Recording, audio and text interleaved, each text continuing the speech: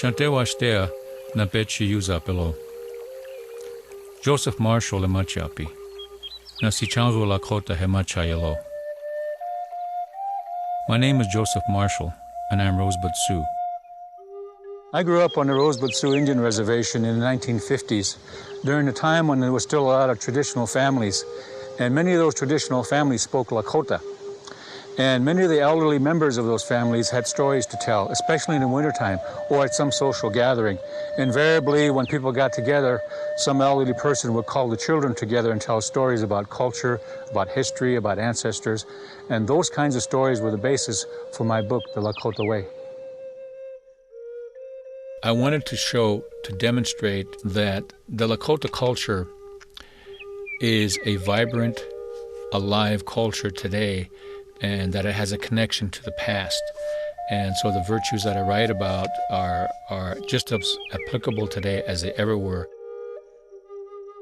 There are a lot of books out on the market today written by non-Indians with titles like The Last of the Mohicans or The Last Days of the Sioux Nation, which imply that those cultures or those tribes no longer exist, and nothing can be further from the truth.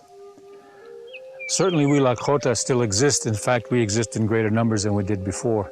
We exist today within the structure of the dominant society, the dominant American society, but we haven't entirely forgotten who we are and what we are. So the stories in the Lakota Way come from that identity of ourselves as a Lakota people. There were very few radios when I was a boy, and of course, no televisions. And Lakota was the predominant language. Stories were entertainment and education, and they were the mechanism by which the Lakota culture perpetuated itself. The storytellers in my childhood were the grandmothers and grandfathers who had lived life and learned a thing or two from living and from stories.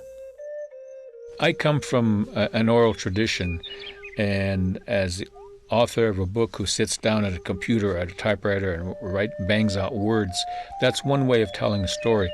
But because I come from an oral tradition, it stood to reason, it made a lot of sense to take some of the stories from this latest book and put them on CD, because it gives me an opportunity to be that oral storyteller. Lakota yate ki wana wani te ota unipi. Na wicho chaga ota unipi. Na hechel oyate ki na ku trokata kia niunk upik. Te na ulakota na lakol yam nish lakho woicha ke nish hena. Heche na yinkte.